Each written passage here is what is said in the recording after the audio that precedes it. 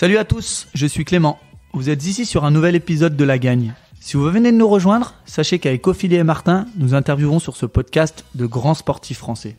Toutes les 2 semaines, nous avons l'honneur de recevoir à notre micro un grand champion et nous retraçons ensemble l'une des compétitions les plus marquantes de sa carrière. 2 versions s'offrent à vous les winners. Vous avez choisi la version longue pour ne rien louper. Vous avez bien raison.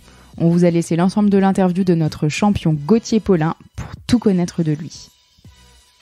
De la détermination, Gauthier Paulin en a depuis son plus jeune âge. À 10 ans, il devient champion du monde de BMX. À 12 ans, son père lui offre sa première motocross et à l'âge de 16 ans, il signe dans une grosse écurie et devient professionnel. Un record de précocité. Gauthier nous raconte une course qui n'est pas près d'oublier. Il nous fait revivre, comme si nous y étions, un Grand Prix d'Italie, le circuit mythique de Maggiora. Nous sommes en 2014 et ce jour-là, face à lui, l'Italien Antonio Carioli. 9 fois champion du monde, star mondial du motocross. Gauthier ira même jusqu'à dire que c'est le Valentino Rossi de la discipline. Revenons une semaine plus tôt. Antonio bat Gauthier sur ses terres chez lui, au Grand Prix de France, sur la piste d'Ernée, devant son public. Connaissant toute la détermination, la persévérance et la passion qui l'animent, Gauthier va employer tous les moyens pour parvenir à ses objectifs, c'est-à-dire gagner. Il nous fait revivre son week-end. 40 pilotes alignés sur la ligne de départ, seconde vitesse enclenchée, 2 doigts sur l'embrayage, 1 doigt sur le frein avant et les gaz à fond. Ils sont tous prêts à en découdre. Au programme, 2 manches de 30 minutes plus 2 tours. Shot d'adrénaline, saut spectaculaire, spectacle garanti devant un public italien en folie. Accrochez-vous, ça va secouer. GP21 de son surnom va vous faire kiffer et décrocher les nuages. Il deviendra très vite une superstar, avec ses sauts exceptionnels. De nombreux fans étrangers l'appellent même Flying Man, l'homme volant. Très bonne écoute les winners.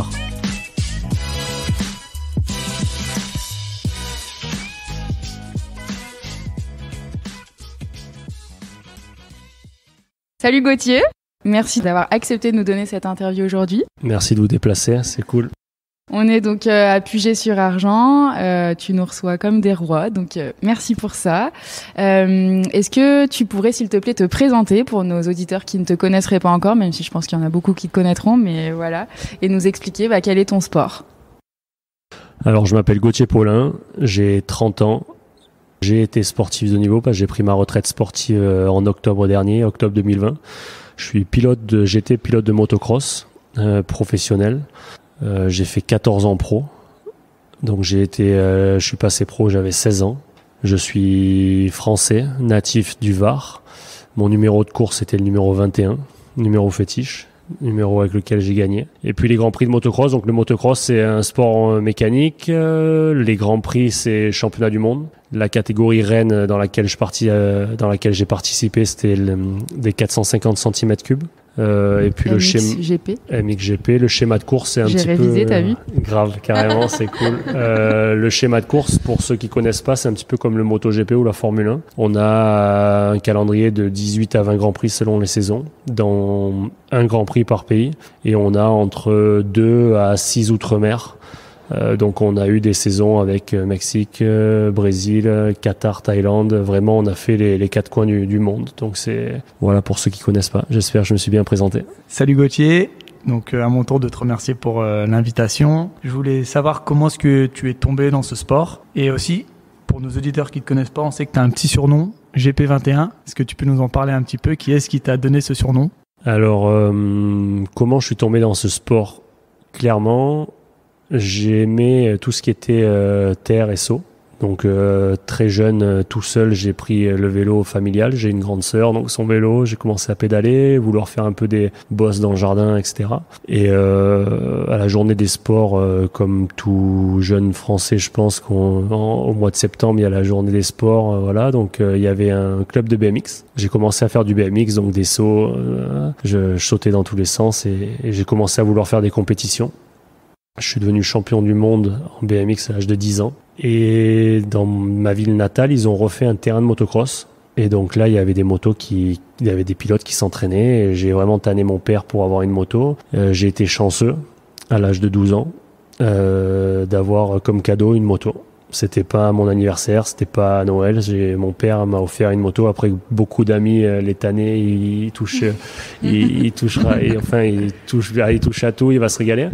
Du coup, j'ai eu ma première moto. J'ai pleuré de joie. J'étais vraiment trop content. Je suis issu d'un milieu social basique. Mes parents sont pas pleins d'oseille, mais je suis pas issu aussi des quartiers. Donc, je sais que beaucoup de jeunes kiffent dire on est issu des quartiers, il avait rien, etc. Non, je suis vraiment issu d'un milieu basique. J'ai eu ma moto. J'ai commencé à rouler en moto 1 an. À la base, j'avais arrêté le vélo parce que je voulais plus. Je me mettais vachement la pression déjà très jeune parce que je suis vraiment mauvais perdant. Et j'ai commencé la moto et j'ai voulu faire des compétitions. Donc j'ai compris, ça a été une étape de ma vie où j'ai compris aussi qui j'étais. J'ai compris que j'aimais la compétition et que il fallait que je m'en prenne qu'à moi-même. Et du coup, je suis parti dans cette spirale où j'ai commencé championnat de région en 2003, championnat de France en 2004, re-championnat de France en 2004 sur des cylindrées 85. Après, je suis passé au passage à la 125. C'est des motos plus grandes. C'est un passage décisif et j'ai signé pro. Donc ça a été assez compact puisqu'en 3 ans et demi, j'ai signé pro et je pense qu'il y a personne qui l'a fait. Et de là, j'ai volé de mes propres ailes. J'ai eu la chance d'avoir des parents qui m'ont laissé partir, qui ont réussi à laisser voler de ses propres ailes leur enfant. Du coup, qui dit moto dit mécano, qui dit moto dit déplacement, course, etc., budget. Mais en fait, j'ai signé dans une équipe pro direct et je suis parti vivre en Italie. Donc voilà. Et après, pour répondre à ta deuxième question, GP21, c'est le public qui m'a donné ce surnom. GP, Gauthier Paulin, GP Grand Prix, JP en anglais. J'ai eu beaucoup de surnoms dans ma carrière, mais GP21, ça a été un surnom qui m'a suivi tout au long. Et pourquoi le numéro 21 ? Mon premier entraîneur m'a dit, donc comme tout jeune passionné qui kiffe, qui a des étoiles plein les yeux pour quand il regarde la compétition, tu cherches un numéro qui claque, un numéro simple, 2 chiffres, 3 chiffres, tu sais pas trop. Et en fait, il m'a dit le numéro qu'on te donnera, ce sera le bon. Et on m'a donné le 21, j'ai été champion d'Europe. Après le champion d'Europe, on m'a attribué un autre numéro parce que j'étais vraiment focus rouleau compresseur sur mes objectifs et je regardais pas forcément mon numéro. On m'a donné le 11, je me suis blessé en championnat du monde, je me suis blessé. Et en fait, en me blessant, je fais 21 du championnat et on me redonne le 21. Et de là, j'ai re-explosé. L'année après, j'ai été en tête du mondial, 21, GP21. Et ce numéro-là, après, quand tu commences à avoir une image, l'organisation du mondial te réattribue le numéro, à moins que tu veuilles changer. Mais du coup, j'ai eu le 21. Il m'a suivi toute ma carrière. Et il t'a porté chance en plus. Et il m'a porté chance. Il m'a vraiment porté chance. Ouais, bonjour Gauthier, merci de nous accueillir ici. Tu as parlé qu'à 10 ans, tu avais une première médaille d'or. S'ensuit 3 ans plus tard, donc tu as une moto, tu signes pro, tu as 14 ans de moto professionnelle, motocross professionnelle. Il y a énormément de titres. Est-ce que tu peux nous parler un peu de ton palmarès que tu as pas forcément dit pour l'instant ? Déjà, il est très très long, on a vu. Mais... Ouais, il est long. Déjà, j'aimerais parler parce que peut-être il y a des plus jeunes ou des moins jeunes qui nous écoutent. J'ai commencé le BMX, j'étais sur la vague des talentueux. J'aime pas du tout le mot talent, mais j'étais sur la vague des talentueux où j'ai commencé à être bon parce que j'avais les dents qui raclaient par terre et j'étais sur le haut de la vague et je suis devenu champion du monde. Avec du travail, mais beaucoup de passion et d'amusement. Et après, je suis passé à la moto parce que j'avais envie de me détacher de la course et quand j'ai commencé à rouler en moto, j'étais au creux de la vague. C'est-à-dire, il y avait des jeunes qui roulaient depuis toujours et ces jeunes-là qui roulaient depuis toujours me tournaient autour. Comme on dit, ils allaient vraiment beaucoup plus vite. Donc, j'étais au creux de la vague, je me suis dit mais j'y arriverai jamais. Et en fait, j'ai commencé à vraiment bosser et par passion, par acharnement, c'est pour ça que j'aime pas trop le mot talent. Le talent, c'est juste le reflet de beaucoup de travail. Voilà. Après, au niveau de ma carrière, ouais, j'ai été champion d'Europe, j'ai mené le championnat du monde MX2, MXGP, j'ai été vice-champion du monde MXGP, je sais pas combien de podiums au général en Grand Prix, j'ai gagné, je sais pas non plus combien de Grands Prix, mais des dizaines. J'ai gagné beaucoup plus de manches que de Grands Prix aussi, parce qu'un Grand Prix, c'est 2 manches, et c'est le général qui fait que tu gagnes le Grand Prix. J'ai été 5 fois champion du monde en titre. J'ai eu 10 sélections ou 11 sélections en équipe de France. Et j'ai été au départ, j'ai pris ma retraite à mon 200e Grand Prix. Et j'ai arrêté ma carrière. Donc j'ai fait 14 ans dans les meilleures équipes du monde. Pour les meilleurs manufacturiers, c'est en anglais je pense. Pour les meilleures usines, pour les meilleures marques. Et j'ai arrêté ma carrière pilote d'usine. Yamaha Monster Energy avec un podium, un départ en tête et un podium, et j'ai arrêté au top parce que voilà, j'avais envie de tourner la page, j'avais plus les dents qui raclaient par terre, j'ai eu une petite fille et puis le sport vole un petit peu ta jeunesse aussi, c'est beaucoup de sacrifices et je suis quelqu'un qui fait les choses à 100%, pas à 99%. Et puis je voulais pas le faire à 99% pour tant de choses, donc dans la balance peser le pour et le contre, j'avais envie de tourner la page. Peut-être une petite reconversion dans la draisienne. Là, nos auditeurs auront la chance de voir le défi qu'on t'a proposé. Peut-être que c'est une nouvelle carrière avec ta fille, justement, que tu nous parles. Je pense que si on mettait une caméra dans la maison, on paraît quand même bien ridicule, les papas gâteaux, tu vois. Je pense que j'en fais partie et c'est vrai que la draisienne, il faut que je m'entraîne encore parce que le team La Gagne Podcast, ils étaient bien affûtés. Je sens qu'il y avait des heures et des heures de travail. Non, c'était cool. Du coup, je rebondis sur les heures et les heures de travail. Tu parles de talent, mais tu y crois pas forcément ce talent. Tu vois vraiment derrière le talent un travail acharné. Et tu te sens pas être né avec un don. Tu l'as quand même ce don, mais tu l'as travaillé.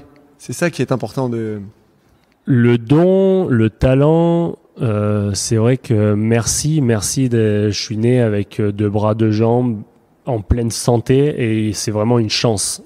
Ça, j'appelle ça de la chance, et on est dans les phénomènes où en fait on gère pas ces paramètres-là.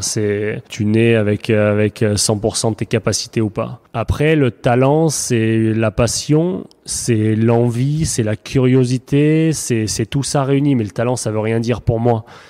T'entends des personnes, journalistes, passionnés, athlètes qui disent lui, s'il avait travaillé fort dans sa vie, ça aurait été le meilleur. Mais peut-être que si ce gars-là avait travaillé fort, il se serait cramé mentalement. Et du coup, il aurait plus l'énergie, l'étincelle, parce qu'il aurait plus été dans le plaisir. Et du coup, en travaillant plus, il aurait été moins bon. Un bon entraîneur, c'est un petit peu la balance de tout ça. Moi, je parle de mon process dans ma carrière.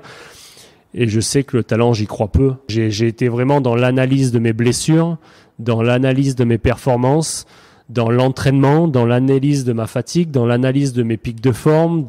Dans tout ça, j'écrivais sur un cahier, j'écrivais sur mes notes.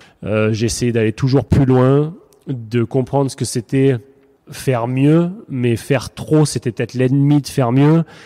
C'est très subtil. Là, peut-être que je vais en perdre plus d'un sur le podcast, mais c'est vraiment, voilà, si le mec il est bon, c'est que il arrive à jongler dans cette balance et dans cette analyse au quotidien. Trop s'écouter, c'est aussi négatif. Donc des fois, il faut aller au charbon et bosser.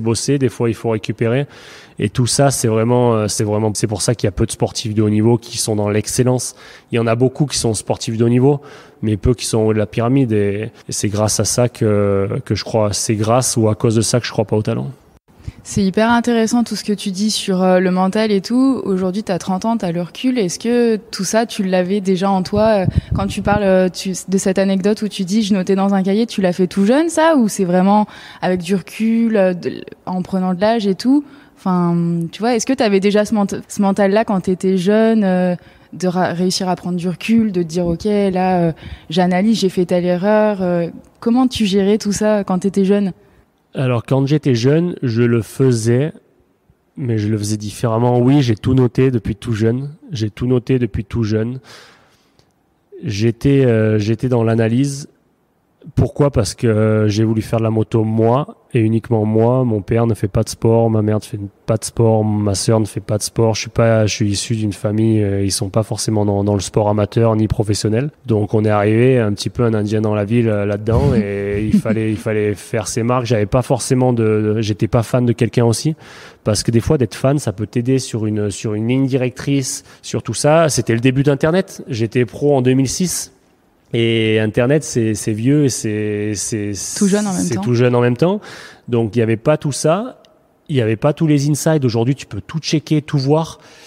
Et du coup, non, je croyais juste au travail et du coup, ouais, je notais tout. J'avais un agenda, je notais mes programmes, ce que j'avais fait puisque j'avais un entraîneur qui était avec moi. Donc, j'avais pas une planif, il était avec moi. Donc, après, des fois, il s'absentait 2 semaines par mois, 1 semaine par mois. Des fois, il était là pendant 2 semaines d'affilée. 1 semaine, c'était aléatoire. Et du coup, je notais tout pour vraiment. J'avais peur déjà de perdre ce savoir-faire. Donc, j'emmagasinais tout ce que je pouvais. Et j'avais peur aussi de perdre le contrôle sur de la performance ou sur de la non-performance. Je pense que c'est ce manque de confiance au début de ma carrière qui m'a mené là où je suis aujourd'hui, parce que j'ai toujours eu encore assez de confiance pour être fier de ce que je fais, mais pas assez de confiance pour être toujours sur la sellette et pas installé sur un canapé confortable pour pouvoir pousser tous les jours mes limites. Donc c'est encore une fois cette subtilité-là. Et à cet âge-là, est-ce que tu rêvais d'une carrière comme tu as fait ?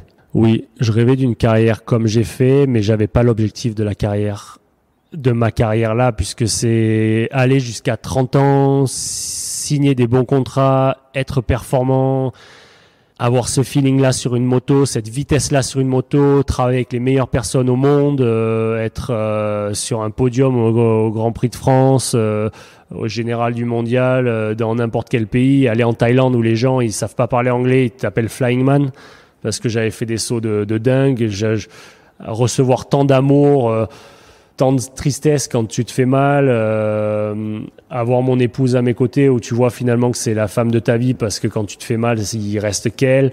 Non, je m'attendais pas à écrire, à graver dans la roche tout ce que j'ai gravé.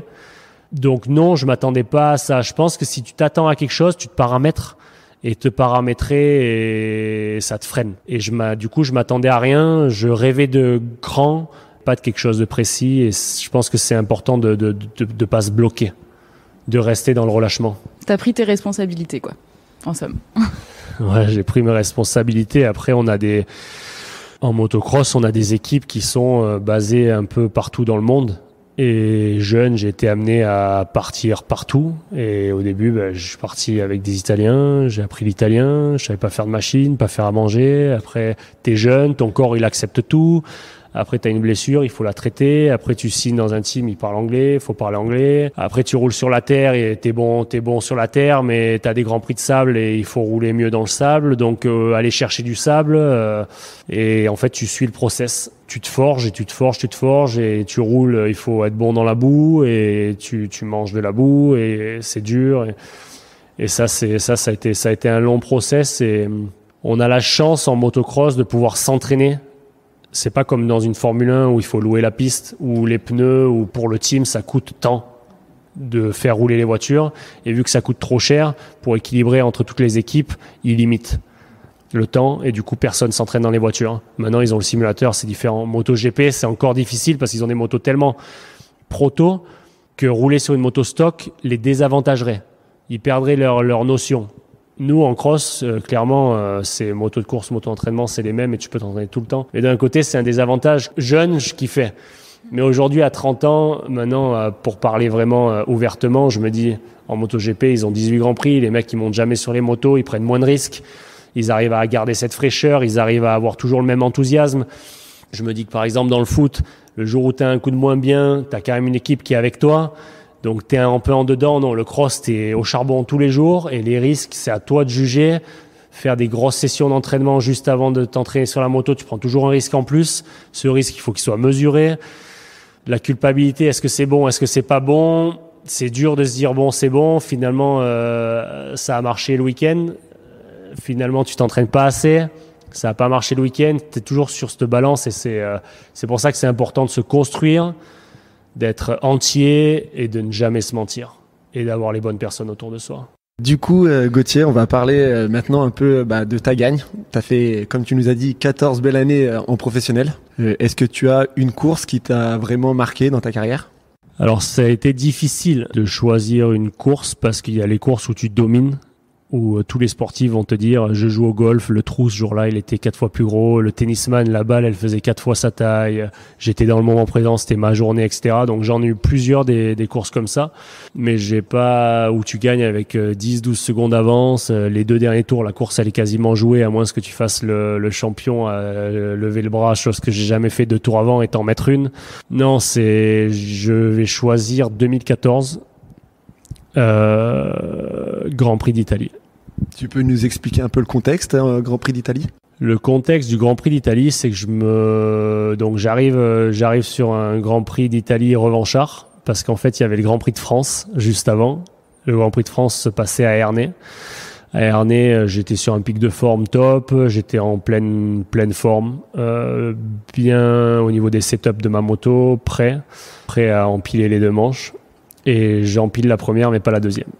Et en fait, en cross, en Grand Prix, c'est le résultat des 2 manches qui comptent sur un cumul de points. Et si jamais tu gagnes la première et tu fais 2 à la deuxième, et que l'adversaire que tu as en face fait 2 à la première manche et gagne la deuxième, c'est celui qui gagne la dernière manche sur le même nombre de points qui gagne le Grand Prix. Et là, à ce moment-là, c'était Antonio Chiroli, qui est 9 fois champion du monde, c'est un peu le Valentino Rossi du cross, un athlète emblématique qui a apporté beaucoup au sport d'ailleurs. Et ce pilote-là qui vient me souffler la deuxième manche, pilote avec lequel je me battais pour le titre, qui me bat en France devant mon public, donc je l'avais mauvaise. Et la semaine d'après, c'était le Grand Prix d'Italie. Donc il fallait faire l'inverse. Donc il fallait faire 1-1. C'est un nombre de tours pour rappeler à nos auditeurs ? Non, c'est pas un nombre de tours. Tu pars pour 30 minutes, plus de tours, en sachant que si tu passes devant la cellule à 29 minutes 59, tu pars pour un tour de plus. Le décompte, c'est 30 minutes. Donc si jamais les manches font entre 34 et 36 minutes, parce que les tours peuvent faire entre 1 minute 40 et 2 minutes, donc voilà, c'est 30 minutes plus de tours. Et vous êtes combien à partir là sur la ligne de départ ? 40. 40. Alignés derrière une herse. Et on entre en grille en fonction de... Il y a le système, le programme des Grands Prix, c'est un essai libre qui compte pour mettre au point sa moto, etc. Tu peux faire des chronos, mais ils sont pas comptabilisés. Après, tu as une session d'essai chrono. Cette session d'essai chrono, elle est très importante parce qu'elle te place en grille pour la manche qualificative. Selon les Grands Prix, tu peux, en faisant un top 10, avoir une bonne place sur la grille parce qu'il y a 10 places qui sont bonnes. Selon les Grands Prix, au point de corde, typique du second Grand Prix d'Italie, manche qualificative ultra importante. À 90% du temps, la manche qualificative était ultra importante. L'entrée en grille était ultra importante. Donc là, souvent, ça se place 1, 2, 3, 4 à la ligne. Et donc je refais essai libre, après essai chrono qui te fait entrer en grille pour ta manche qualificative. Et le résultat de ta manche qualificative te fait entrer en grille pour le lendemain. Donc en fait, ça compte pour rien parce que jusque-là, ça comptabilise pas pour les points au championnat. Mais c'est important de bien construire son week-end pour bien entrer en grille en manche 1, manche 2. Et par contre, quand tu entres en grille, tu es le premier à pouvoir choisir ta grille. Donc tu te mets n'importe où sur les 40 grilles. Tu te souviens un petit peu de toi, ta manche qualificative là au Grand Prix d'Italie, combien tu finis ? Je pense, enfin c'est sûr même que je devais être top 3, quelque chose comme ça. Je me souviens pas forcément, mais j'ai toujours, quand je fais le track walk, le tour de reconnaissance à pied, j'aimais bien, c'était une routine d'amener tous mes ingénieurs et mécanos avec moi. Donc ingénieur suspension, électronique, moteur, et parce que vraiment j'avais besoin quand je parlais qu'ils puissent s'imager le circuit, le dénivelé, qui puisse vraiment être dedans. Et du coup, je savais, j'allais derrière la grille, je regardais le mécanisme, parce que le mécanisme est souvent différent selon les pays. Et du coup, j'aimais bien faire tomber la grille moi-même manuellement, et j'aimais bien voir le maximum de grilles qui étaient positives pour faire un beau Grand Prix, en sachant que si jamais c'est un top 1, top 5, top 10, de là à ce que si jamais il arrive une bêtise au départ, une chute ou quoi, que tu saches, voilà, va pas prendre trop de risques ou pas assez, parce que sinon tu détruis ton week-end. Donc là, il me semble que je devais être dans un top 3, mais je me souviens pas exactement. Moi, j'ai une question vraiment toute bête. Les circuits de tous les Grands Prix sont tous différents.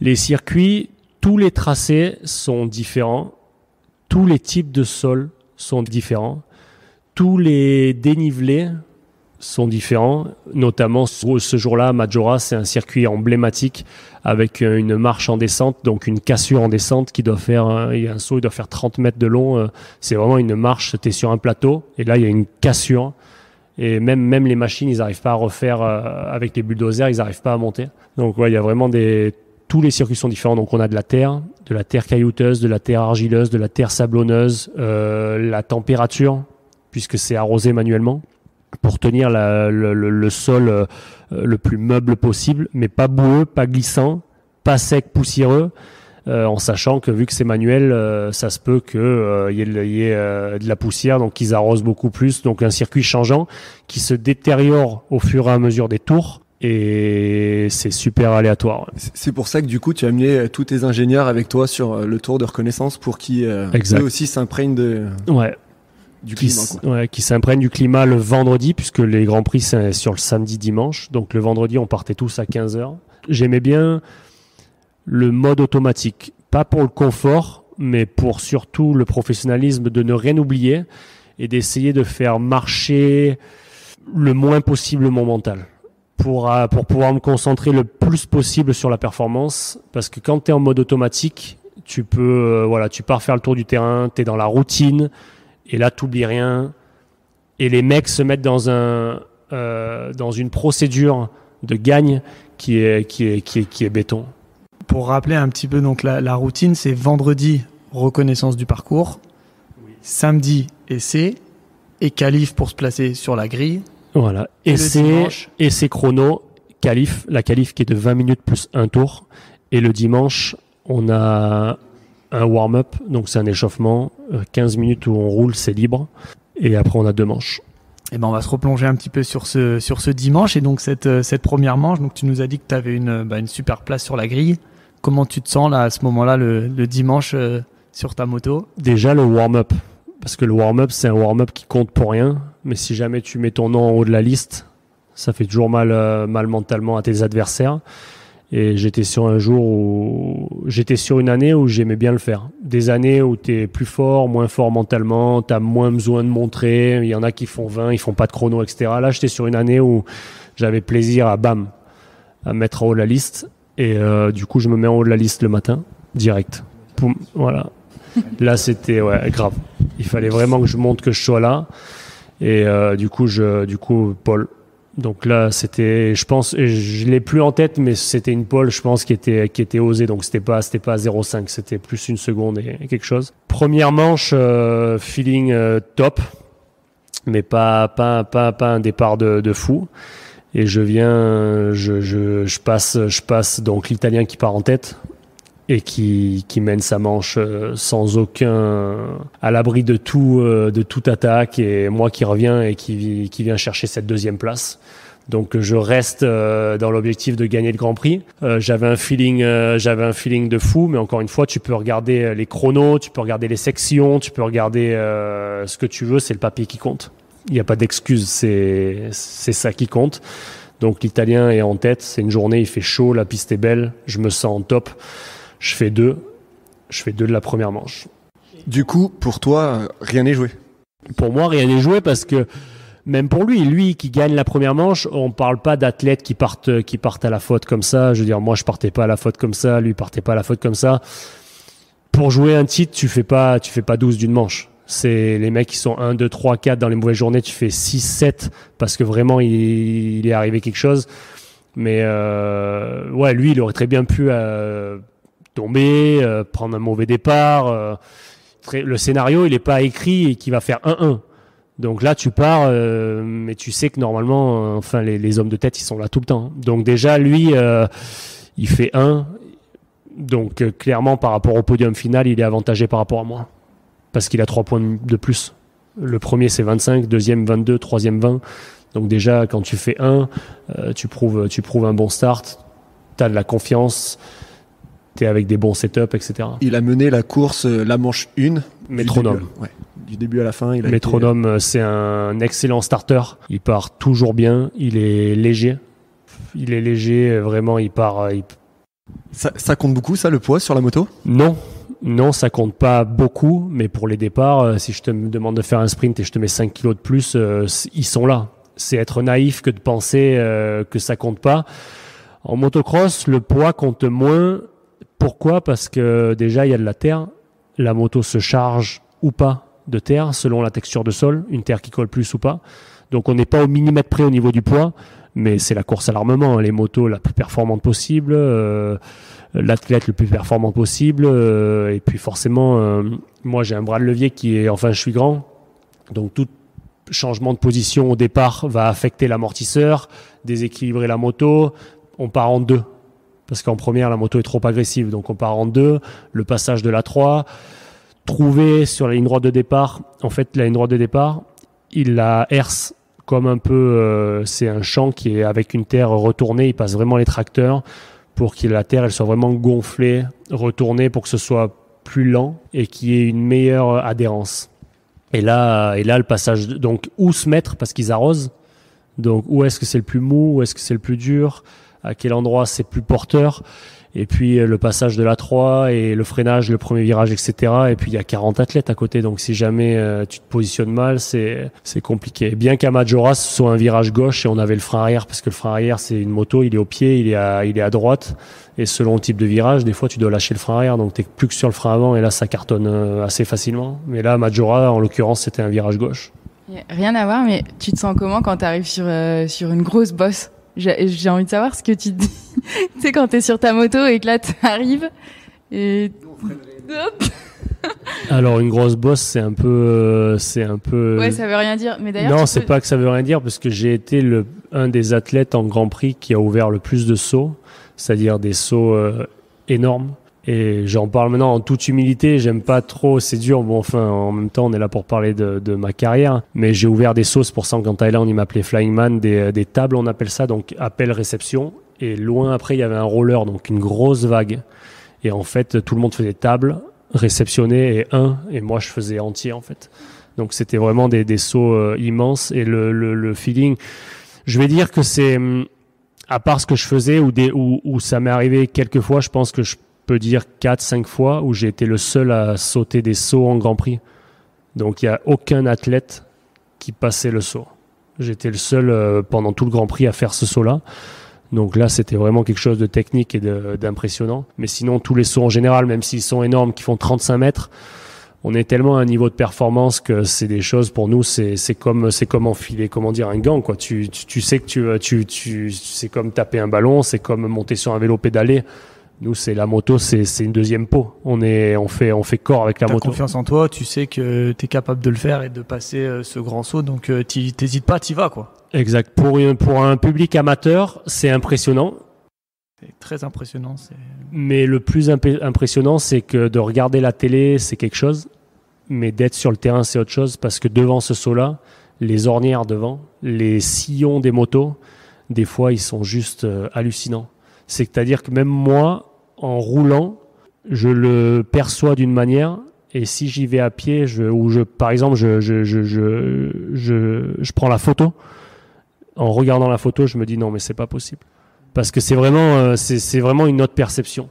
Est-ce qu'on peut parler un peu de tactique quand tu dis que tu sautes un saut, donc tu vas plus loin que les autres ne le font pas. Est-ce que ça fait partie un peu de la tactique et pour gagner du temps ? Ouais, je faisais rien sans objectif de gain de temps. C'est-à-dire, j'étais capable de voir un saut, l'analyser, le mesurer, parce que je le mesurais à pied. Ça peut paraître paradoxal, mais même si jamais un athlète pro m'écoute aujourd'hui, il va se dire, ouah, d'accord, je le mesurais à pied, je faisais mes pas. Donc j'avais mes pas en tête, mes pas étaient ma propre mesure mentale. Je savais que là, si jamais il y avait 25, que le saut il était en travers par rapport à la prise d'élan, etc., c'était compliqué. Parce qu'il y a les sauts qui sont énormes au niveau de la longueur, des sauts qui sont énormes au niveau de techniquement où tu vois pas la réception, donc tu sautes dans le flou, et des sauts qui sont en travers. Et j'ai toujours fait ces sauts-là en ayant la vision de gagner du temps. Je les ai jamais fait pour le show, et ça m'est arrivé aussi de les faire en scred et de les faire que le dimanche. Donc de rester dans le groupe tout le samedi et de les faire que le dimanche. Pourquoi ? Déjà pour pas montrer à mes adversaires. Et ça m'est arrivé aussi de savoir que ça passait mais de ne pas le faire parce que je savais que le dimanche, j'allais pas gagner de temps parce que ça aurait été trop abîmé, trop troué. Et en fait, j'aurais pu le faire pour gagner du temps le samedi, mais en sachant que le samedi, il y avait une prise de risque qui n'était pas comptabilisée pour le classement général. Et du coup, de laisser ça de côté, de me concentrer sur autre chose parce que j'allais laisser trop d'énergie sur ça. Et du coup, de ne pas le faire parce que le dimanche, typiquement, sur une piste de sable, ça se défonce vraiment beaucoup. Et c'est quelque chose qui serait pas passé le dimanche, ça aurait été une perte de temps. C'est une question de sensation où tu te dis, par exemple, là, j'ai fait 35 pas, il faut que je sois à 70 km/h. Enfin, est-ce que déjà, il y a un compteur sur la moto? On n'a pas de compteur sur la moto. L'unique sensation, c'est le feeling et la vitesse. La vitesse, je n'ai jamais réfléchi en kilomètre/heure, mais c'est plutôt... on roule beaucoup en 2. Alors, c'est des motos qui ont 5 vitesses d'origine, mais après, les motos d'usine ont des boîtes différentes avec moins de vitesse, sans dire combien. Et on roule beaucoup sur les mêmes vitesses. Et du coup, je sais qu'ici, tu peux arriver en 2, tu peux arriver en 3 et passer à fond, mais en sachant que c'est l'instant T, c'est l'instant présent, parce que tu sais pas comment va être fait l'appel, tu sais pas si jamais le mec, entre deux, ils vont venir avec le bob, les machines refaire, donc là, tu vas avoir plus de vitesse ou pas, tu sais pas. À chaque boss, t'es sur de la sensation en fait. Je suis sur de la sensation tout le temps, en sachant qu'ils peuvent, même si jamais tu réalises un saut comme ça ultra technique, ils peuvent refaire entre temps. Donc tu peux avoir deux notions de vitesse différentes entre manche 1 et manche 2. Donc tu es toujours dans l'analyse à chaque tour. Tout le temps, et après t'es toujours dans l'analyse. Elle se creuse, l'ornière. Après il peut y avoir un caillou au milieu, il peut y avoir, c'est toujours H24 dans l'analyse. Après ce petit aparté technique, tactique et puis aussi conseil pour les plus jeunes qui vont t'écouter et qui voilà, ils savent qu'il y a beaucoup de travail avant pour les boss et tout ça, d'analyse et tout ça. On va se replonger donc dans cette manche 2. Manche 1, tu finis deuxième. Est-ce que là, deuxième, tu as le choix dans la grille de départ sur cette manche 2? Alors non, c'est la manche qualificative qui te donne l'entrée en grille. Et cette entrée en grille, elle est fixe pour le dimanche. Quoi qu'il arrive. Quoi qu'il arrive. Entre les deux manches, il y a combien de temps? Le programme change tous les ans en fonction des droits télé. Il est toujours un petit peu adapté tous les ans. Et cette année-là, je pense que manche 1, c'était 13 heures. Et manche 2, ça devait être 15 heures. C'est court. Ou maxi, ça dépend, ou maxi 16 heures. En sachant que quand je dis départ de manche 1, c'est 30 plus 2. Donc déjà, tu rentres de la manche, il est 13h45. Donc là, après, il te reste, t'arrives, tu t'alimentes, tu te mets, peu importe, il y en a qui font de la récup, d'autres qui se mettent dans le semi, d'autres qui se mettent dans les cryos, d'autres qui se mettent dans les bains froids. Chaque athlète fait la sienne. Et puis après, t'es rebelote pour la manche 2. Toi, tu te poses, tu manges, Alors, tout dépend les conditions météo. J'aimais vraiment bien, quand je rentrais des manches chaudes, me mettre dans des bacs d'eau froide.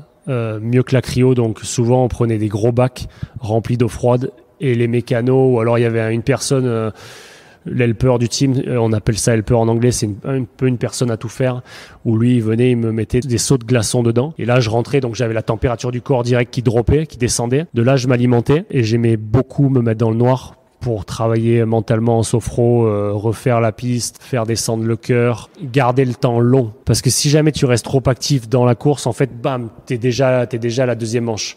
Quand t'es actif, t'es là, le temps, tu le vois pas passer. Quand tu te poses, tu souffles, tu fermes les yeux, et là, les secondes redeviennent des secondes. Et ça, c'était super important pour moi. Et des fois, d'avoir un sommeil, mais un sommeil... pas un sommeil profond, un sommeil, je sais pas comment te le dire, mais un sommeil... Des micro-siestes. Ouais, mais je vivais mon sommeil. J'étais là, j'étais dans un sommeil léger, même si je savais, sans même mettre une montre, je me réveillais au timing parce qu'on est tellement réglé. Et de là, je me remettais dedans. Donc avant d'ouvrir les yeux, je bougeais tous les membres de mon corps pour justement ouvrir les yeux et pas être empoté, lourd. Voilà, je me remettais dedans, je remettais la machine en route. Et est-ce que tu te refais un petit peu le parcours de la manche 1? Est-ce que tu peux faire de mieux sur la manche 2 pour pouvoir contrer l'italien? Est-ce que entre ces deux manches, Je regarde des vidéos, je regarde le live de la manche 1, je regarde des vidéos que mes ingés ont fait. Je regarde, j'écoute des conseils, des fois des discussions que tu peux entendre, parce qu'on ne veut pas tout te dire. C'est un sport, t'es the lonely wolf, c'est le loup, le seul loup. Hein, t'es dans un milieu où il y a que des lions.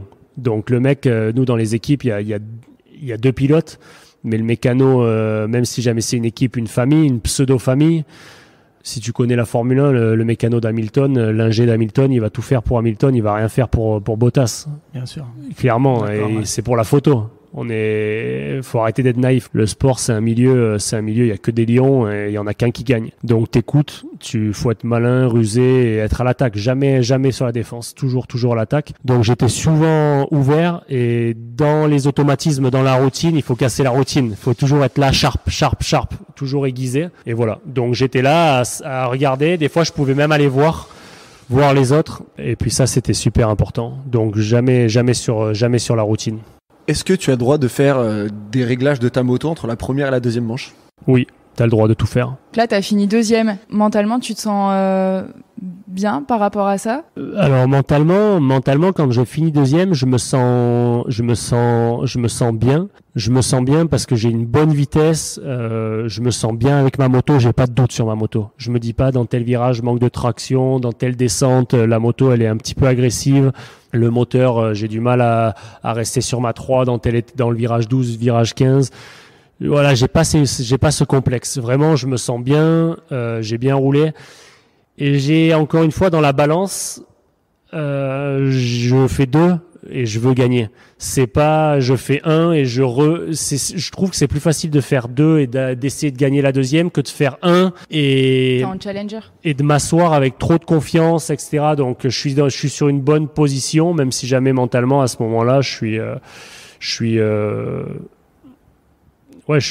doute toujours. J'ai jamais eu une course, on parle de ce jour-là, mais j'ai jamais eu une course où je me dis là c'est bon, j'empile les 2 manches facile, je rentre avec tant d'arrogance et je rentre, voilà, j'ai gagné, merci, ciao, on se voit au prochain Grand Prix. Toujours cette remise en question, je l'ai eu H24 pour respecter le risque aussi. Ouais, c'est clair, c'est super risqué comme soir. Ça me fait peur, moi. Ok, vas-y Clem. Donc on se retrouve donc sur la ligne de départ, manche 2, avec l'Italien que tu nous as dit qu'avait mené toute la manche 1 et est resté devant toute la course. Si tu veux gagner, faut prendre un bon départ. Je pars en tête, je fais la course irréprochable. L'Italien est 2, s'énerve, fait des erreurs. J'arrive bien à jouer sur mon timing et sur les traces, arriver à le détacher pour pas qu'il puisse lire mes traces. On est d'accord que t'as pas de rétro sur la moto, donc comment tu le sens? En fait, on passe tous les tours. Le tour, il fait 1,45 à peu près. On passe tous les tours devant les mécanos.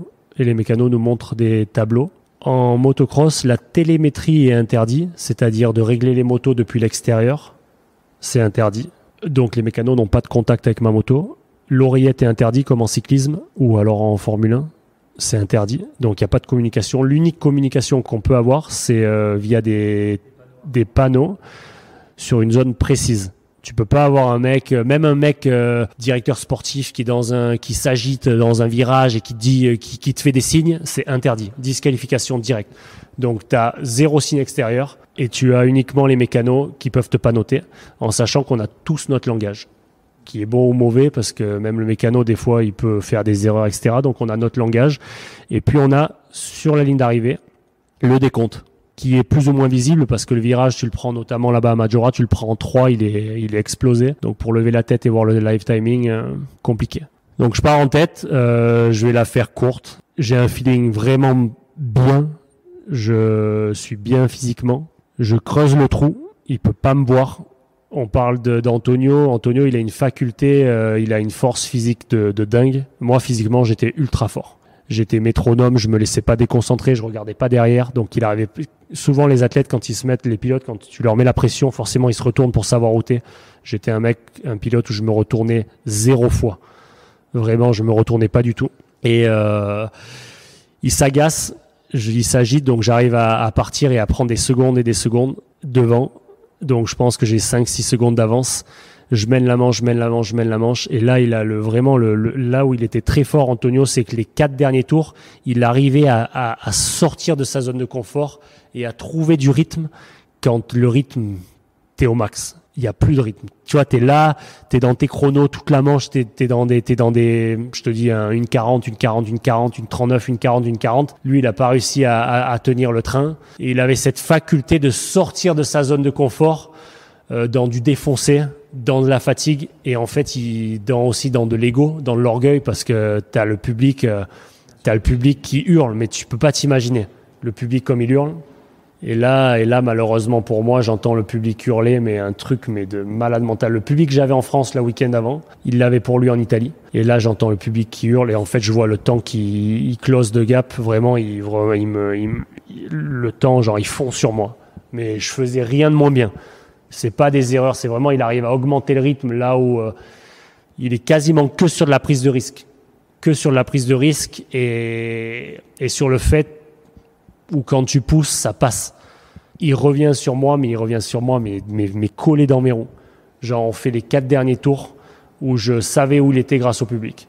Le public, on n'entendait plus les motos. Truc de ouf. Et en fait, je rentre dans une stratégie où je l'endors pas. Donc, je reste, moi, dans mes traces, métronome. Premier tour, mais le deuxième tour, c'est là où si tu défends, t'as perdu. Il faut toujours attaquer. Et là, en fait, je commence à changer de trace pour essayer de voir si il n'y a pas de traces qui ont évolué en entendant sa moto. Donc lui, il n'arrive pas à me lire et à savoir où il peut porter son attaque. Parce que si jamais il sait, là, il revient, c'est beaucoup plus facile d'avoir une lecture quand tu es derrière que quand tu es devant. Moi, mes mécanos, le seul truc que j'aimais bien qui me communique, c'est les sections. C'est-à-dire section 1, section 2, section 3, section 4. Le circuit est divisé en 4 sections où tu arrives à voir les temps. Et donc là, il mettait section 1 notamment, ou section 2, ou section 3. Là, il était plus rapide. Donc forcément, je savais que sur la section 1, j'étais irréprochable et j'avais une performance de dingue. Section 2, j'étais bien. Section 3, les mécanos qui me marquent. Donc déjà, là, je change de trace. Donc déjà, je le perds dans ses automatismes. Je lui donne pas l'occasion de me porter une attaque. Et là, je te parle de ça, un couteau sous la gorge et c'est all-in. C'est-à-dire là, le pack, il est détaché. On est sur des chronos où souvent en fin de manche, des chronos de dingue. Et en fait, je passe l'arrivée, je gagne. Lui, vraiment, c'est cette victoire-là qui est importante pour moi parce que toutes les victoires qui se jouent avant la fin, elles ont un autre goût. Et là, ça se joue sur la ligne. Je le bats sur un point fort. Je le bats vraiment sur un point fort. Au Grand Prix de France, le week-end d'avant, je le double. En manche 1, il est en tête. Et en fait, tellement que je lui mets la pression, Antonio, quasiment sur 2 erreurs, il me laisse passer. Mais il me laisse passer, c'est subtil. Il me laisse passer parce qu'il veut voir ce que je fais de mieux pour espérer m'attaquer après. Parce que dans tous les cas, je vais le passer. Si jamais je le passe sur une attaque ou sur une erreur, je vais le détacher. Il va pas réussir à comprendre et à apprendre de moi. Donc en me laissant passer, c'est limite, il arrive à prendre ma roue. Et je le bats le week-end après en Italie sans vraiment lui donner cette chance. J'arrive à partir et à l'exploser les premiers tours. C'était vraiment son point fort, les premiers tours. Antonio, il arrivait à se mettre sur cette zone de confort à 4-5 secondes où le mec, tu le vois en ligne de mire, mais tu peux pas lire ses traces parce qu'il est trop loin. Et j'arrive à lui faire son scénario, son excellence, j'arrive à la reproduire, à la calquer chez lui et à le battre. Et je pense que ça a été je pense que c'est ma plus belle victoire et je pense que c'est sa pire défaite. C'est pour ça qu'elle est importante pour moi. Il y a combien de secondes entre vous deux ? Là, on parle de rien. Je pense qu'on parle de rien puisque on est aussi beaucoup sur le mental de course après course. Si jamais tu es contre un athlète qui craque mentalement, tu sais que tu vas tenir l'avant-dernier tour parce que le dernier tour, il va lâcher. Tu connais les points forts, points faibles de tes adversaires. Moi, j'ai été jusqu'au dernier tour, jusqu'au dernier virage, à jamais rien lâcher parce que tu sais pas ce qui peut arriver. Et Antonio, c'était un gars comme ça. Un mec, il est 9 fois champion du monde, pas au hasard. Et il enfonce le clou tout le temps. Et là, ce jour-là, on passe la ligne. Je pense qu'on parle de centième. Je pense qu'on parle de rien. J'ai plus en tête, mais ouais, non, on parle de rien. Qu'est-ce qui bloque le chrono ? C'est un roue, c'est toi ? C'est un transpondeur qui est positionné sur la fourche de la moto. Donc, qui est positionné juste derrière la plaque avant. Et les cellules, c'est bien, elle est bonne ta question, parce que c'est assez compliqué. En fait, tu as les cellules qui sont au pied de l'appel du saut d'arrivée. Quelquefois, l'arrivée est un saut, quelquefois elle est à plat, mais c'est souvent un saut. C'est sur l'appel du saut, mais ce qui est comptabilisé, c'est le drapeau à damier. Donc le temps s'arrête là et le drapeau à damier, donc il y a la vidéo et voilà. Et il y a eu pas mal de problèmes par rapport à ça avant que je sois pro. Et maintenant, la cellule, elle est quasiment, c'est vraiment aligné avec le drapeau à damier, pas avoir d'erreur. Et il y a une cellule et il y en a une deuxième pour si jamais il y en a une qui casse ou si jamais il y a un problème technique. Et là, t'es comment sur la dernière bosse quand tu sais que t'as gagné en Italie, chez lui, devant lui, avec tout le public contre toi? T'es euphorique, t'es comme un fou, comme un dingue. Là, Tu repars pour 5 tours. C'est l'instant présent parce que vraiment, j'ai toute une équipe derrière moi qui vit le truc. C'est stratégique, on perd ensemble, on gagne ensemble. Et là, le public, je sais que il y a tout le monde qui sont comme des fous. Vraiment, j'essaye toujours de retourner voir mes proches.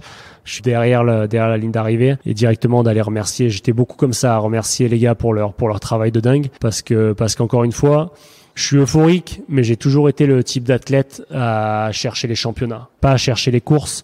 Donc je suis euphorique, je suis content. Grâce à l'expérience, j'ai essayé justement de me contenter et d'apprécier mes victoires parce que facilement jeune, je voulais toujours plus et toujours trop. Et finalement, j'étais jamais satisfait. Je vivais un type de carrière qui était sacrifice only et qui était travail only et qui était à la recherche de tout le temps. Et j'étais jamais satisfait. Tant que je faisais pas 1-1, j'aurais été limite déçu. Et en fait, plus tard dans ma carrière, donc là, j'ai commencé en 2006, j'étais pro. Là, c'était en 2014. J'étais content, je profitais, j'allais remercier mes gars et content de ma moto, content du travail accompli.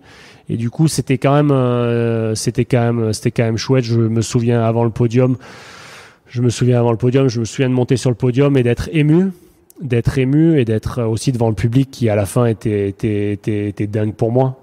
Ils étaient dingues pour Antonio parce qu'ils sont chauvins, mais les Italiens venaient toujours me voir en me disant "Te sei numero uno" et être dingue parce que j'ai commencé ma carrière en Italie, ils m'appréciaient beaucoup.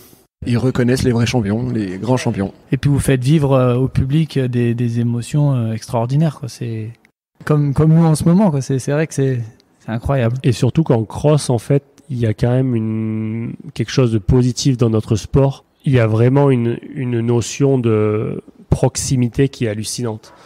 On est sur un sport où les structures sont énormes, mais tous les accès paddock, les athlètes, on reste quand même disponibles. Les sponsors cherchent à garder ça aussi. Il y a des signatures d'autographes et à la fin, les mecs qui sont pas comme F1 dans les gradins, comme MotoGP dans les gradins, il y a quand même une proximité qui est genre, par exemple, ils envahissent la ligne droite de départ avant le podium, donc t'as les mecs ils sont là et après ils sont proches. Il y a quand même une proximité qui est, le terrain de cross il est grand, mais il est quand même beaucoup plus compact qu'un circuit de Formule 1 ou qu'un circuit de MotoGP, donc l'athlète le connaissent. Ils connaissent le casque, mais ils connaissent aussi le visage. Et ça, il y a des fans qui viennent aussi pour vivre l'expérience paddock, l'expérience camping, où les mecs qui viennent, ils se mettent dans les campings et ils font la fête.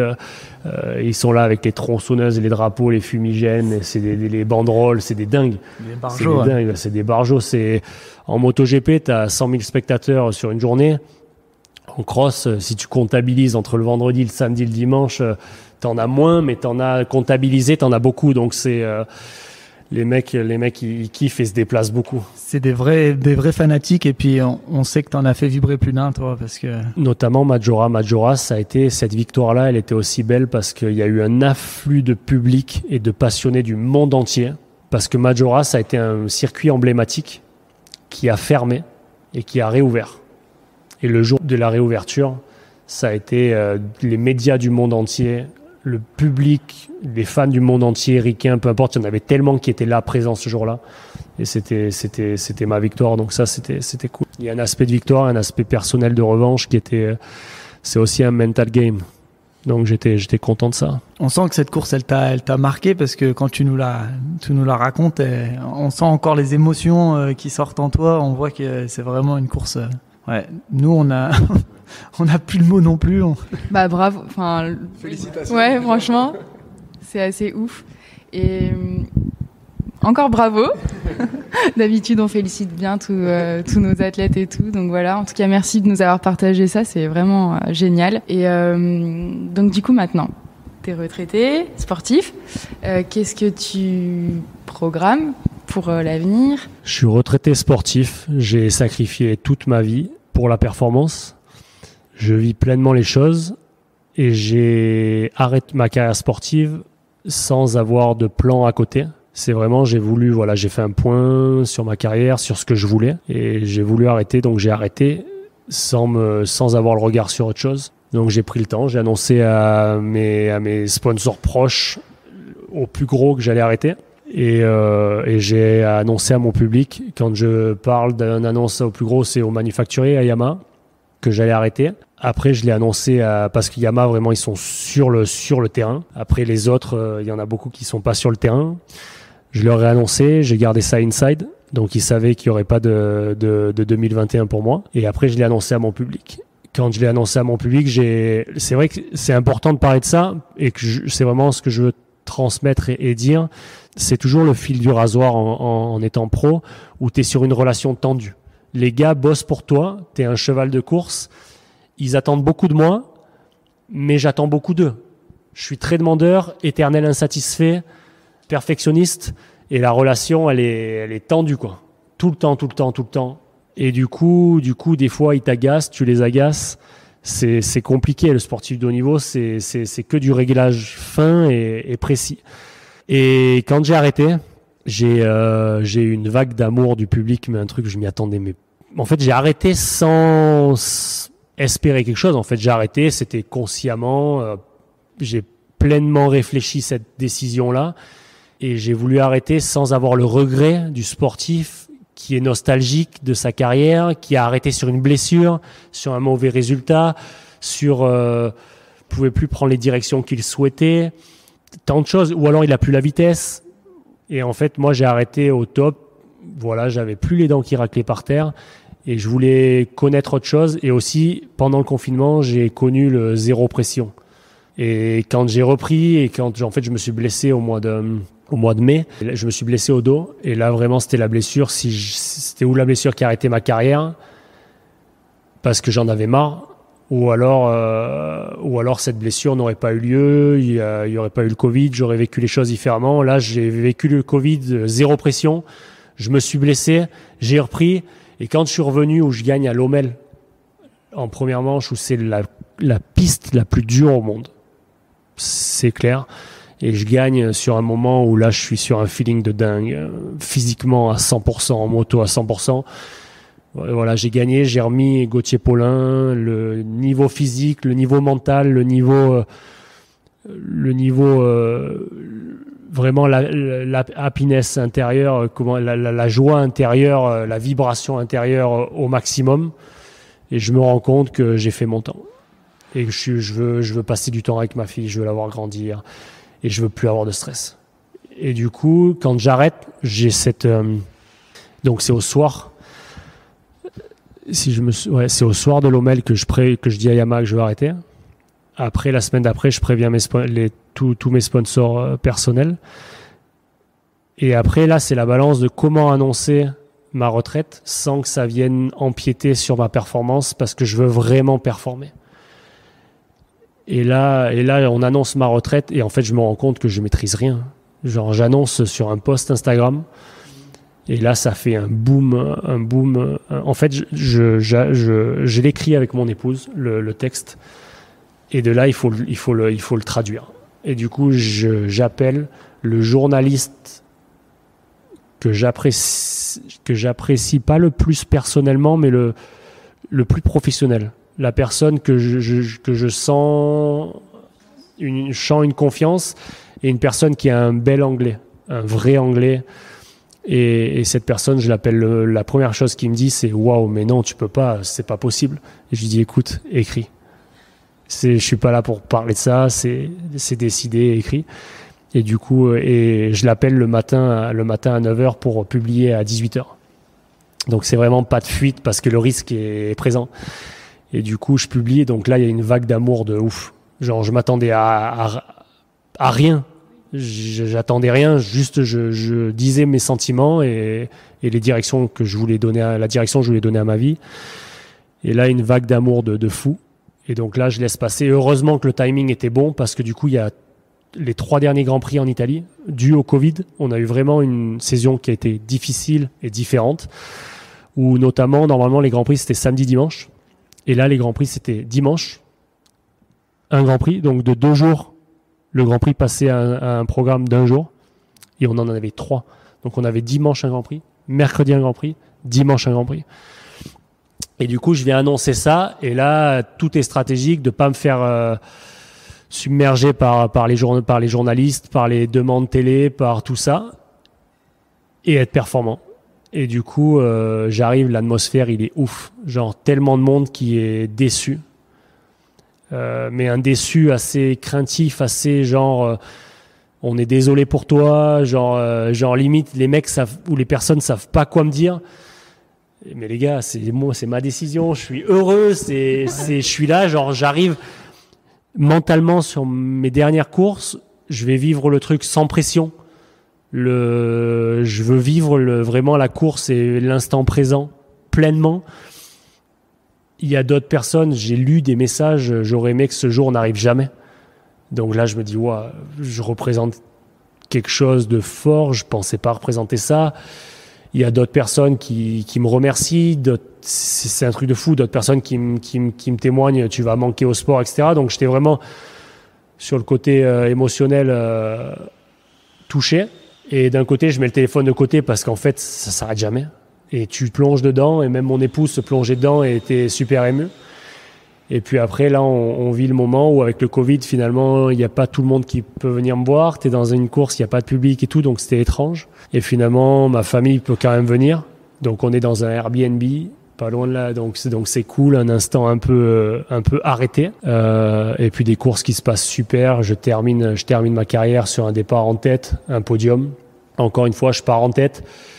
Et là, la prise de risque, j'ai pas les dents qui raclent par terre pour aller tout jouer pour exploser un 1-1 ce jour-là. Pour moi, le podium, c'était ce que je voulais. Du coup, je fais un podium bien mérité. Je termine sur un podium. Qu'est-ce que un truc de dingue. Yamaha qui me remercie, qui m'offre la moto d'usine. Même avec un titre, des fois, on ne te la donne pas. Donc là, il m'offre la moto. Et après, de mes sponsors, ils veulent tous rester en lien avec moi. Donc moi, en fait, je m'arrête parce que j'ai plus envie de vivre avec cette pression, cette performance, cette envie d'avoir le goût du sang dans la bouche quand tu pousses tes intervalles tout le temps. Enfin, je suis lassé de tout ça. Le réveil le matin, t'as des courbatures. Je vais pas réussir à faire mes séances. C'est dur. La pression avant des grosses séances. Et tu sais que la pression, elle est pas bonne et il faut la faire. Et comme ça, t'arrives à faire péter ce cadenas mental où tu sais que cette séance, elle est dure et il faut arriver à l'assimiler 1 fois, 2 fois, 3 fois et être meilleur tout le temps. Tout ça, je voulais plus. Et du coup, j'arrête. Et là, mes sponsors qui veulent rester en contact avec moi. Mais ça, je te parle de ça. En fait, ils m'ont demandé what's coming next. Qu'est-ce qui va arriver dans le futur, comme tu me demandes. Et en fait, j'ai laissé du temps au temps. Et en fait, je leur ai dit, si vous voulez, pour l'instant, en fait, j'ai eu des propositions, pas mal de propositions d'autres type de sport, 4 roues, 2 roues, pour tout type de postes, beaucoup de postes différents.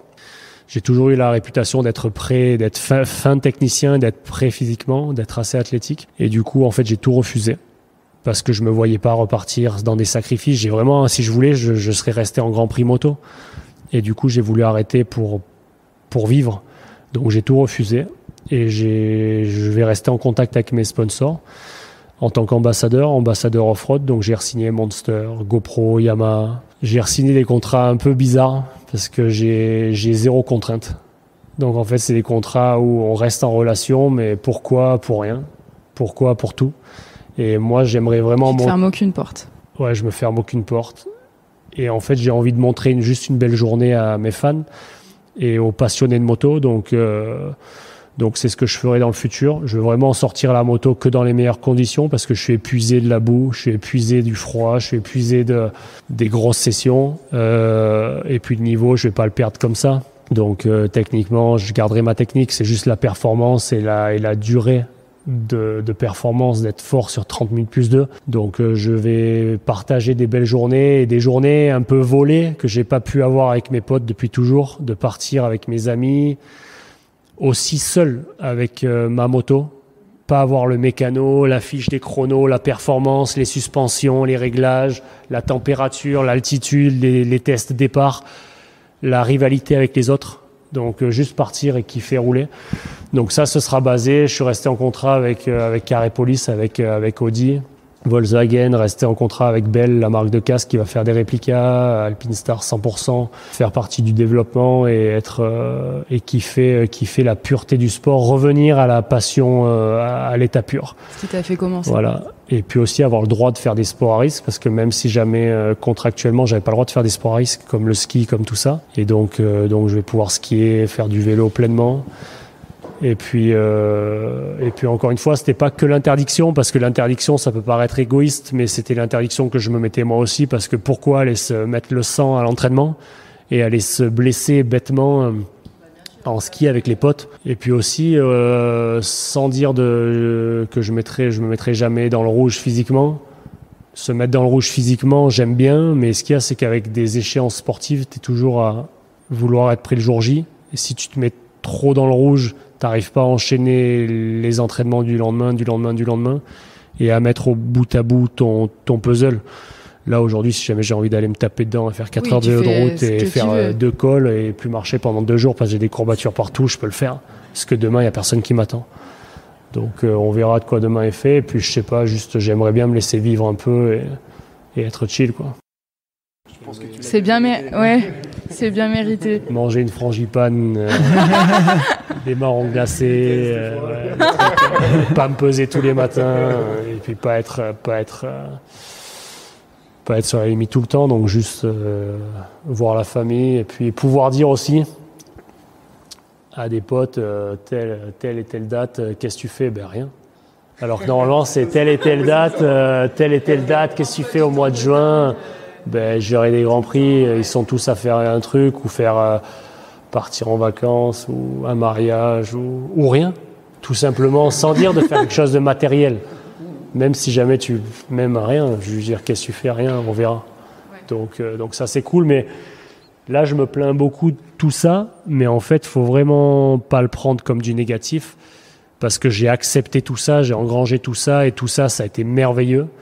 Et j'ai donné une priorité à ma vie volontairement pour la performance qui m'a tant apporté, qui m'a tant éduqué, qui m'a fait rencontrer les plus belles personnes. Ça a été la plus belle école de vie.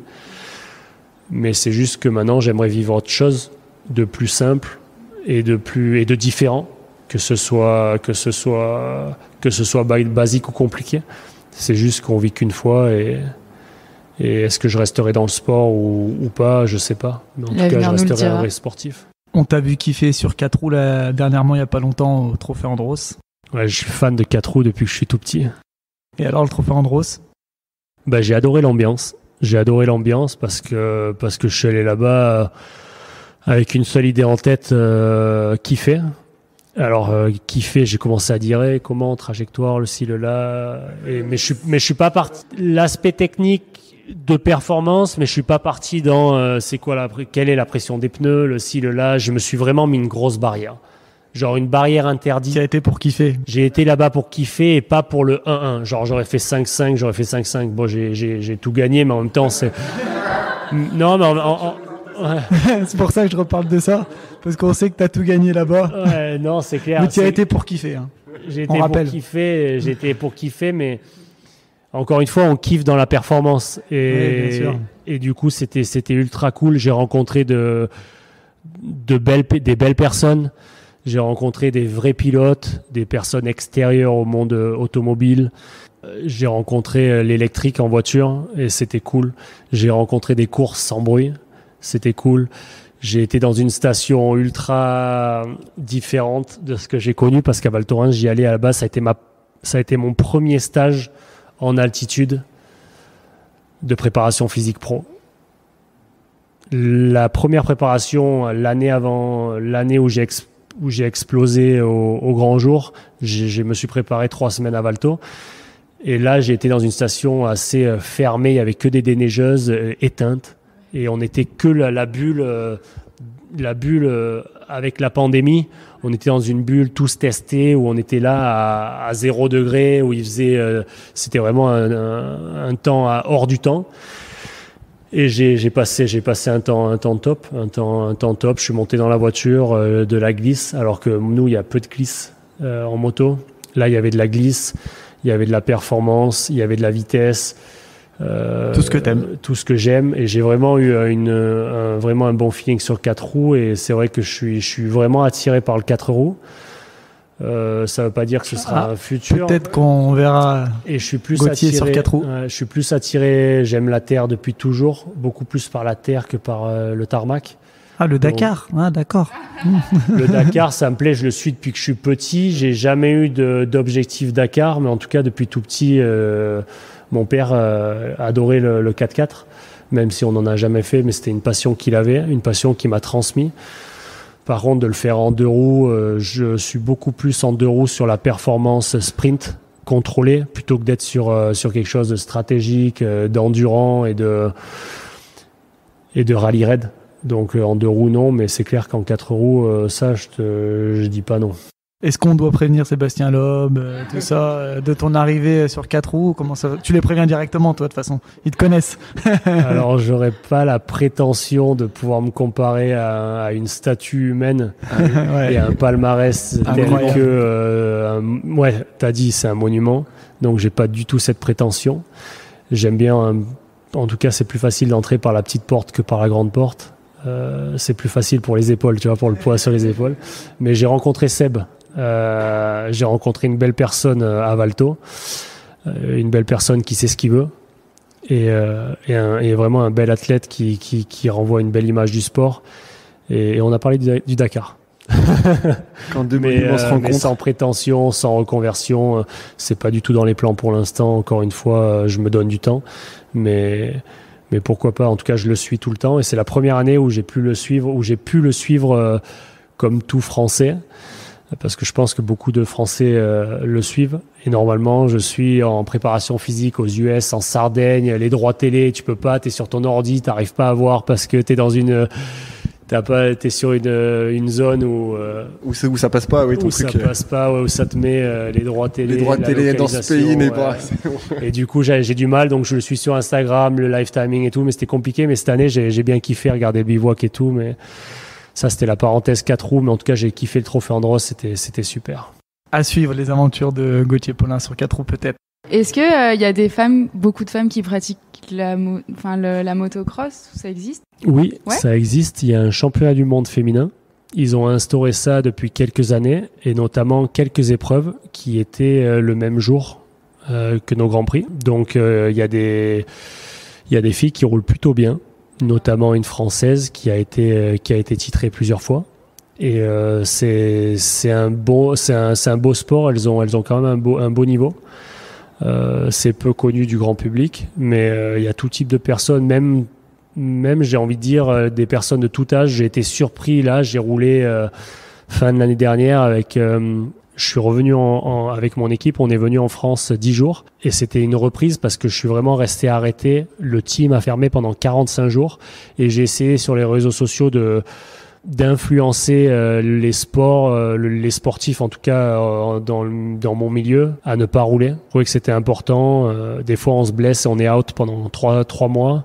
Je trouvais que d'être en dehors de la moto pendant 45 jours de confinement, c'était facile et c'était important, donc j'avais vraiment essayé d'influencer. Et après ce confinement-là, pour 10 jours de reprise, je suis venu avec mon mécano en France et j'ai rencontré, pour continuer ce que je disais, une personne qui avait 62 ans, qui shape, qui trace des petits singles, des petits sentiers un petit peu partout pour le vélo et pour la moto, et une personne qui roule vraiment terriblement bien. Donc il y a vraiment en moto. Ouais, en moto. Ouais. Donc il y a des filles qui roulent, des jeunes, des plus vieux. Et je me rends compte aussi en rencontrant beaucoup de sportifs que le motocross est peu connu du grand public, mais qui l'unit tellement. J'ai l'impression que tout le monde sait ce qu'est une motocross, une moto de cross. Et j'ai l'impression que beaucoup de sportifs, tu peux aller voir en Formule 1, en MotoGP, en motocross, en course à pied, en vélo, en golf, en foot. Il y a pas mal de personnes qui roulent en cross, loisirs, balades ou sur circuit privé. Ou alors il y en a qui ont des campagnes et qui roulent librement. Donc on a tous notre vision de la moto et notre utilisation, mais ça réunit beaucoup. Donc ça c'est une fierté. Après derrière ça, il faut quand même j'essaye toujours de faire respecter les lois pour que les personnes, les marcheurs s'entendent avec les vélos, pour que les vélos s'entendent avec les motos, etc. Parce que ils se tirent tous dans les pattes et c'est assez gavant. Je veux dire, la forêt, elle est pour tout le monde, en toute légalité. Et moi, je faisais du cross, donc c'était des motos non homologuées qui étaient uniquement pour des circuits privés ou alors des circuits homologués fermés. Mais après, il y a des motos d'enduro avec des endroits où on peut rouler légalement. Et c'est vrai que tout le monde essaye de tout s'approprier. C'est bien de promouvoir le sport dans la meilleure entente possible parce qu'on a une belle planète. Ok, on a des motos qui font du bruit, qui polluent. Je vais pas partir sur ce discours-là, mais on porte tous des vêtements avec des usines qui polluent. On se brosse tous les dents tous les matins. On utilise de l'eau pour se doucher. On prend des avions et c'est top la vie qu'on peut mener aujourd'hui. Et il y a l'électrique qui arrive. De toute façon, à partir du moment où l'humain consomme, il pollue. Enfin, c'est clair, il pollue, mais on peut partir sur des sujets, des grands débats. Mais ce que je veux dire, c'est que on espérait tous être plus propres, faire moins de bruit. Carrément. Parce que c'est plus agréable pour tout le monde. Ouais. Et je trouve qu'il faut vraiment qu'on ait tous une bonne entente et amener le sport le plus haut possible. Je veux dire, nos circuits, c'est de la terre. On roule avec des motos de cross, mais on coule pas de béton. Donc il y a pas du béton là qui est là pour l'éternité, donc on fait du mal peut-être à des plantes des fois et on s'excuse de ça, mais peut-être c'est pas éternel. Donc je trouve que le monde d'aujourd'hui, il y a la pandémie, et d'aller sur du positif, de moins se prendre la tête, plus se serrer les coudes et pas que sur les réseaux sociaux. Parce que des fois faut un peu taper du poing sur la table et dire que ça fait chier d'être négatif. Et un peu ouvrir les yeux, mais vraiment les ouvrir, pas faire la photo Instagram, quoi.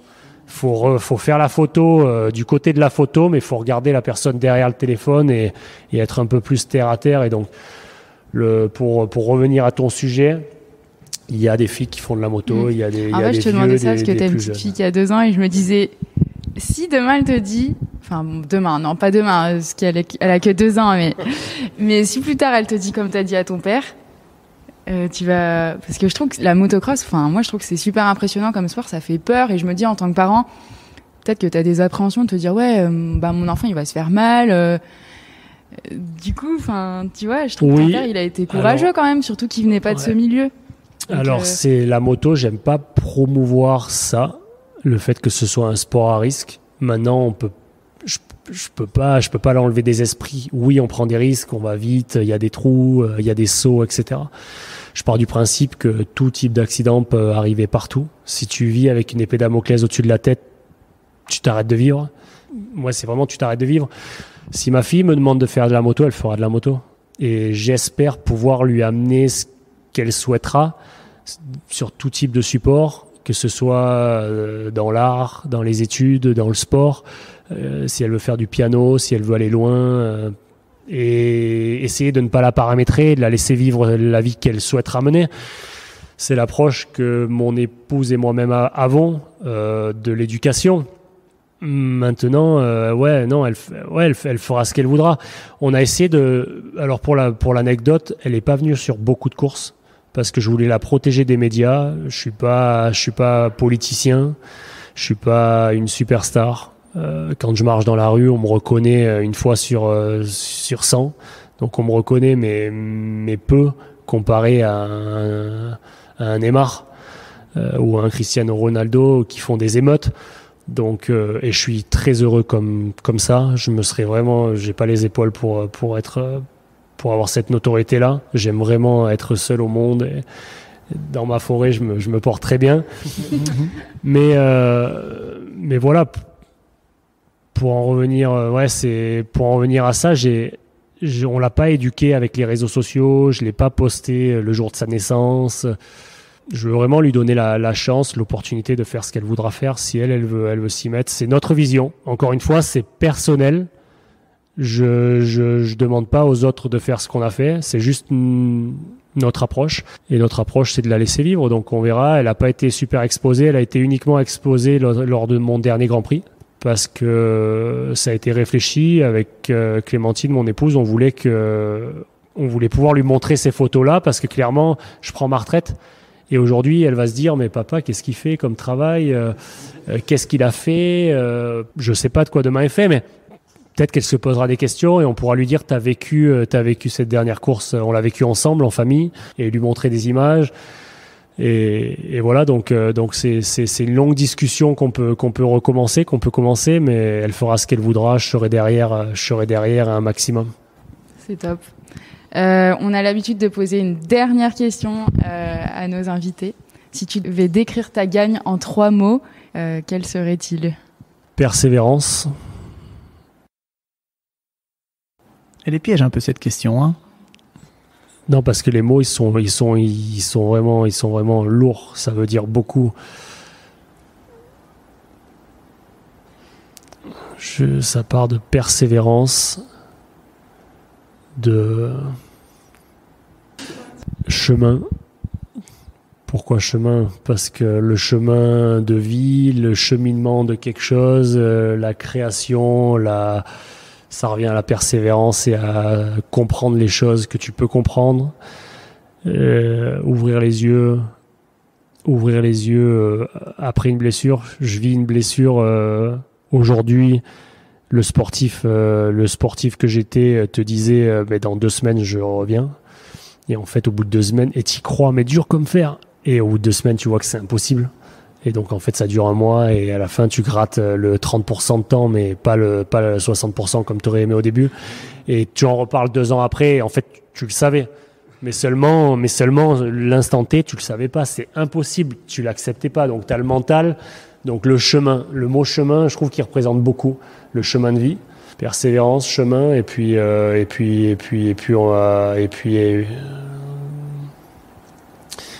amour de tout, l'amour de la performance, l'amour du privilège, parce que clairement c'est le plus beau tremplin de carrière que tu peux avoir. Tu peux être entrepreneur, tu peux être ce que tu veux dans la vie. Je pourrais l'être plus tard, sportif de haut niveau. Si je prends pas le créneau que j'ai pris, tu peux plus l'être. Et du coup, l'amour que les gens m'ont donné, que j'ai donné aux gens, et puis c'est gravé quoi. Donc c'est une fierté. Eh ben, merci beaucoup Gauthier. Merci à vous. Merci. Un honneur vraiment de t'avoir eu au micro de la gagne. On est mais comme des dingues, vraiment. Merci, c'est cool. Merci de faire vivre au grand public ces journées-là, parce qu'il y a tellement de sports qui méritent beaucoup plus de lumière, parce qu'on est beaucoup à écrire sur le papier les salaires et peu les athlètes. Donc c'est vrai qu'on cherche, et il y a beaucoup de visibilité sur les sports, mais c'est grâce à ça qu'il y a le sponsoring. C'est sur les sports qui ont de la notoriété, qui font vendre, et c'est ça qui paye les athlètes. Mais des fois, j'ai vu un podcast sur une personne qui faisait du kayak. Malheureusement, cette personne-là, elle sera jamais exposée comme un footballeur, et c'est légitime. On vend moins de kayak que de maillots, que de ballons, que de voitures, que de tout ça. Donc c'est un calcul. Mais par contre, c'est des sports qui humainement sont excellents. Et donc merci de mettre de la lumière sur tout ça. Et puis voilà, j'écoute d'autres podcasts. Merci beaucoup Gauthier. À plus. À bientôt. Ciao. C'est la fin de cet épisode, les winners. Et nous remercions encore Gauthier Paulin d'avoir accepté de se livrer au micro de Lagan Podcast. Avec Ophélie et Clément, nous espérons que les victoires de nos champions vous inspirent autant que nous. Si cet épisode vous a plu, n'hésitez pas à le partager sur vos réseaux sociaux en nous taguant @LaganPodcast. N'oubliez pas non plus de mettre 5 étoiles sur Apple Podcast, ça nous aide beaucoup. On compte sur vous. Rendez-vous lundi, dans 2 semaines, pour une nouvelle histoire de gagne. On reste en contact sur les réseaux sociaux et on vous dit à très vite les winners. Et surtout, n'oubliez pas d'avoir la gagne.